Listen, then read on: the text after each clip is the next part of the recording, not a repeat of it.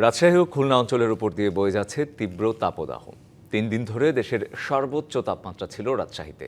আশপাশের জেলাগুলোতে মৃদু থেকে মাঝারি তাপদাহ বয়ে যাচ্ছে। সকাল 11টায় তাপমাত্রার রেকর্ড হয় 34 ডিগ্রি সেলসিয়াস। তীব্র তাপে বাতাসে বয়ে যাচ্ছে আগুনের হলকা। প্রচণ্ড গরমের মধ্যেই দিনভর চলছে বিদ্যুতের আসা যাওয়ার খেলা। সব মিলিয়ে জনজীবন অতিষ্ঠ। সবচেয়ে কষ্টে খেটে খাওয়া শ্রমজীবী মানুষ।